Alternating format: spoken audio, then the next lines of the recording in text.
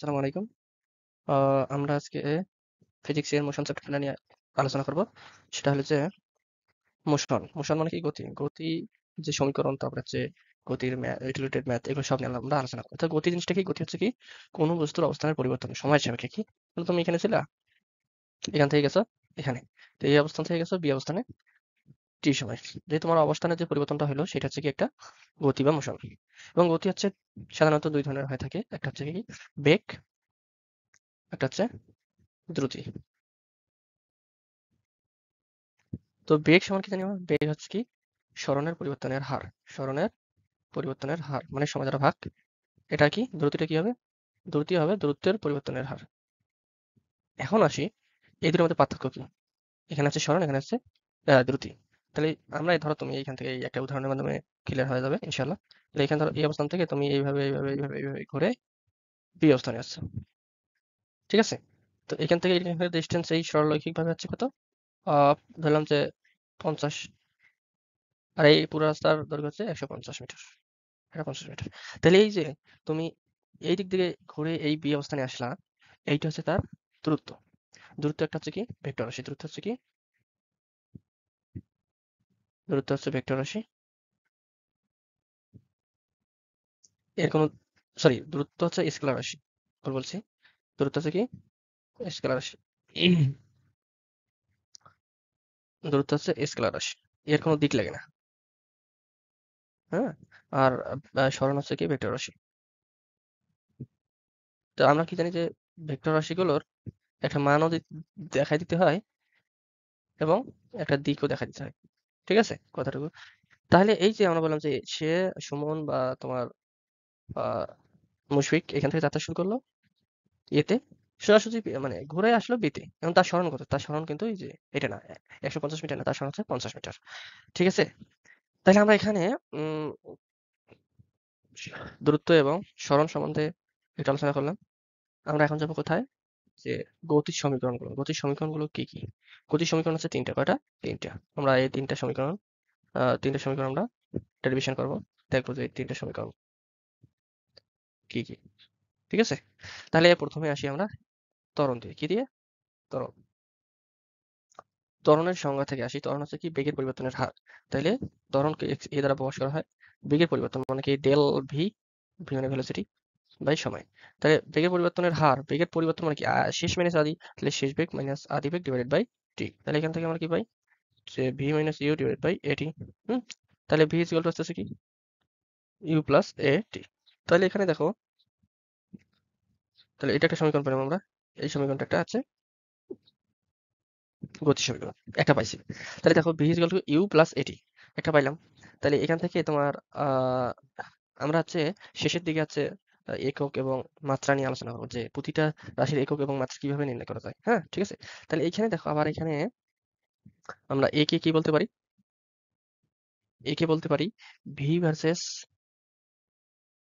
টি গ্রাফের ঢাল। কি বলতে পারি? ঢাল। তাহলে দেখো এখানে ভি ভার্সেস টি গ্রাফ যদি আমরা আঁকি, এটা ভি, এটা হচ্ছে টি। এইভাবে ধরো সমত্বরণে বেগ বাড়ছে, সমত্বরণ হচ্ছে। তাহলে এইখানে যে স্লোপটা, এই স্লোপটা হচ্ছে কি নির্দেশ করবে? এ মানে ত্বরণ নির্দেশ করবে। এটা কেমনে হয়? দেখো আমরা স্লোপ সমান কি জানি বা ঢাল সমান কি জানি? ঢাল সমান জানি y এর পরিবর্তন বাই x এর পরিবর্তন। এখানে y কি? y হচ্ছে ভেলোসিটি, তাহলে del v divide by x কি? t। x এক্সিসে কি আছে? t আছে। তাহলে এখানে আছে আমার ডেল টি। টি বলতে টি, ডেল টি মানে টি। আচ্ছা, তাহলে এটাকে আমরা বলতেছি কি ত্বরণ। হ্যাঁ। তাহলে আমরা বেগ আসলে হচ্ছে আমরা আরো হচ্ছে এই যে যতগুলো গ্রাফ আছে এই অধ্যায়ে আমরা সবগুলো নিয়ে একটা দেখবো ইনশাল্লাহ। সবগুলো নিয়ে আরেকটা ভিডিও বানাবো। হ্যাঁ, তারপরে হচ্ছে আমরা চলে যাই হচ্ছে এরপরে হচ্ছে আমাদের সমীকরণগুলো। এখন যদি একটা বস্তু রেস্ট বা স্থির থেকে যাত্রা শুরু করে, তাহলে তার কি ইউ আদিবেগ জিরো। তাহলে ভি ইজ ইকুয়াল টু হচ্ছে তোমার এটি। হ্যাঁ, ভি ইজ ইকুয়াল টু কি আসবে? এটি আসবে। হ্যাঁ। তারপরে আমরা আরো বলতে পারি এখানে, ধরো কেউ হচ্ছে সমবেগে যাত্রা শুরু করছে, তার বেগ মানে একই, ভেলোসিটি হচ্ছে একই, তাহলে এস ইজ ইকুয়াল টু হচ্ছে তোমার ভিটি। এটা কিসের ক্ষেত্রে? এটা সমবেগের ক্ষেত্রে, সমবেগ। হ্যাঁ। তো সমবেগের ক্ষেত্রে হচ্ছে S is equal to VT. S is equal to VT. তাহলে আমরা যদি এবার যাই যে অ্যাভারেজ ভেলোসিটি নিয়ে আমরা একটা স্লাইড নিই। অ্যাভারেজ ভেলোসিটি আমরা কি দেখবো? অ্যাভারেজ ভেলোসিটি ধরো ভি। ভি ইজিক্যাল টু কি হচ্ছে? ভি ইজিক্যাল টু হচ্ছে তোমার অ্যাভারেজ ভেলোসিটি হলে তোমার U plus V divide by two. হুম, আদি বেগ প্লাস শেষ বেগ বাই টু। তাহলে এখান থেকে লেখা যায় ইউ প্লাস ভি সমান কি জানি যে ইউ প্লাস এটি, একটু আগে দেখলাম, ডিভাইড বাই টু। তাহলে এখান থেকে আমরা আর কি পাই? দেখো এখান থেকে কি পাওয়া যায়? এখান থেকে আর পাওয়া যায় যে ভি ইজিক্যাল টু কি পাওয়া গেল হচ্ছে টু ইউ বাই টু, মানে ইউ থাকবে এখানে প্লাস হাফ এ টি থাকতেছে। হ্যাঁ, হাফ এ টি থাকতেছে। এখানে দেখো এটা হচ্ছে টি, হ্যাঁ, কখনো কোনো পেয়েছে না, আর এখানে হচ্ছে প্লাস। তাহলে ইউ প্লাস হাফ এ টি আসলো। তাহলে আমরা একটা ট্রাভেল ডিস্টেন্স কমপ্লিট করি। একটু আগে দেখলাম যে S equal to V into T. তাহলে এখানে আমরা ভি এর মানটা যদি বসাই দিই তাহলে কি আসতেছে? ইউ প্লাস হাফ এ টি ইন্টু টি।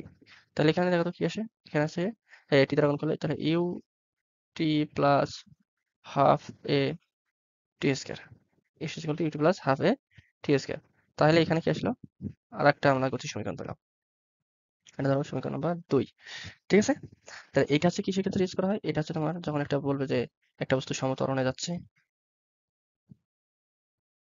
বা বলবে যে একটা গ্রাফের এইভাবে ত্বরণ বাড়তেছে। হ্যাঁ? তাহলে ভি ভার্সেস টি গ্রাফের। তাহলে এইখানে এই সূত্রটা ইউজ করবো আমরা। হ্যাঁ?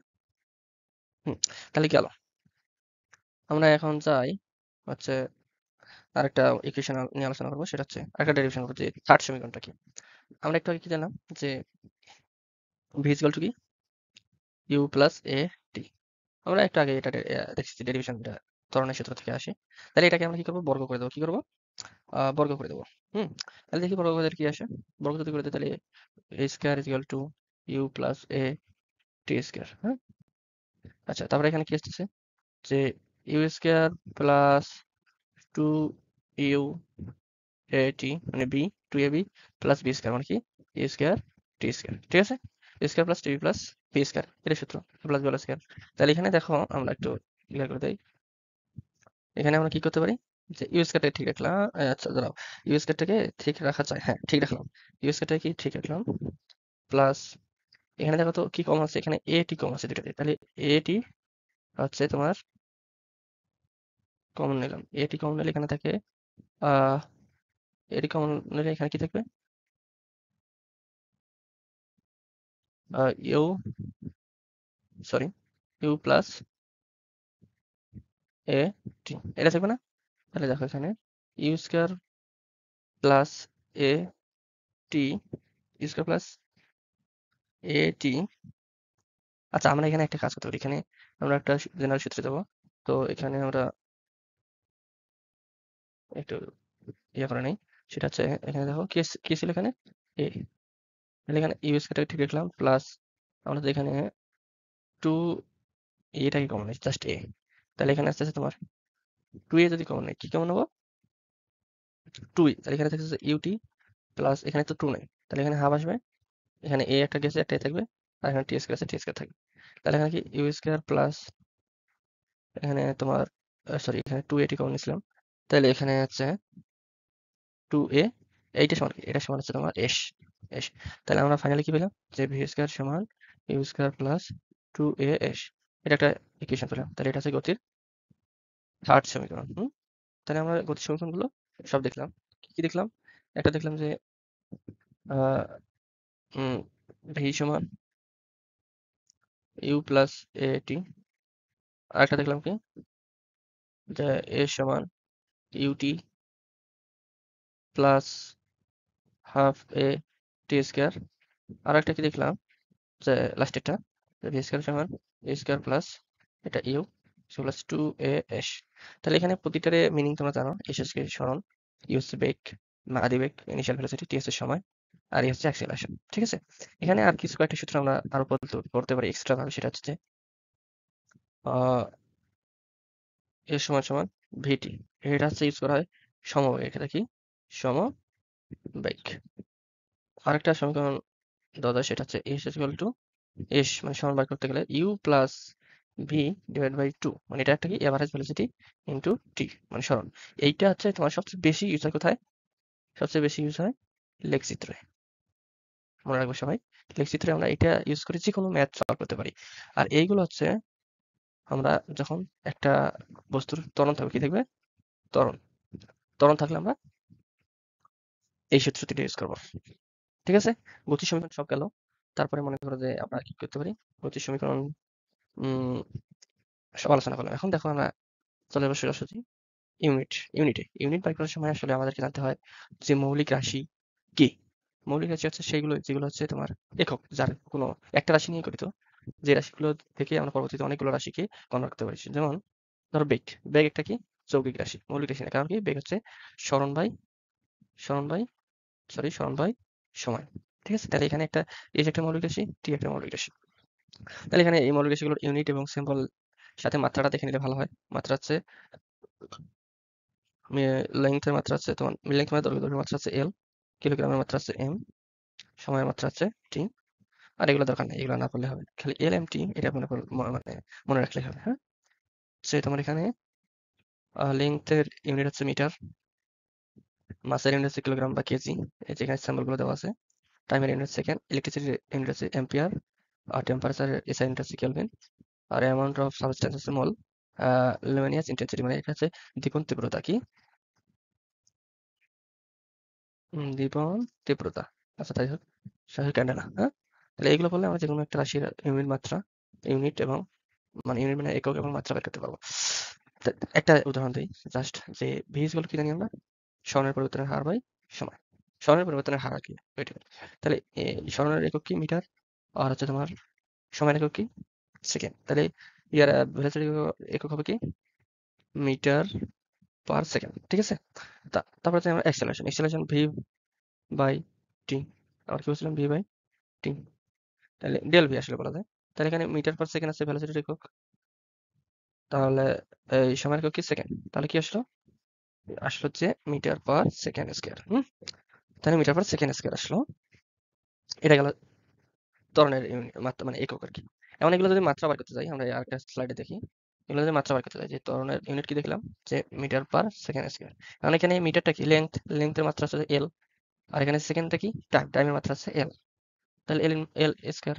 হ্যাঁ, আর এদিকে যদি ভেলোসিটি দেখি মিটার পার সেকেন্ড দেখলাম, এল এই মিটারটা কি? লেংথের মাত্রা হচ্ছে এল, আর এটা হচ্ছে কি? সেকেন্ডের মাত্রা হচ্ছে টি। তাহলে এটাকে আবার এইভাবে লেখা যায় এল টি ইনভার্স ওয়ান। হ্যাঁ, ঠিক আছে? তাহলে আর এখানে কি আলোচনা করা যায়? আর হচ্ছে তোমার এখানে কোনো কিছু বাকি নেই। আমরা বেগ কাকে বলে, তারপরে ভেলোসিটি, বেগ আর ভেলোসিটি সেম, এবং ত্বরণ নিয়ে দেখলাম কিছু ইয়া। আমরা এর পরবর্তীতে আলোচনা করবো হচ্ছে এগুলোর ম্যাথ নিয়ে। হ্যাঁ, যত ম্যাথ আসতে পারে সব, যে একটা হরিণ একটা বাঘকে ধরতে পারবে কিনা, বা এই একটা দুইটা গাড়ি পরস্পরকে কতবার অতিক্রম করবে, এই রিলেটেড সব ম্যাথ আমরা দেখবো পরবর্তী ভিডিওতে। দেখা হবে আবার। আসসালামু আলাইকুম।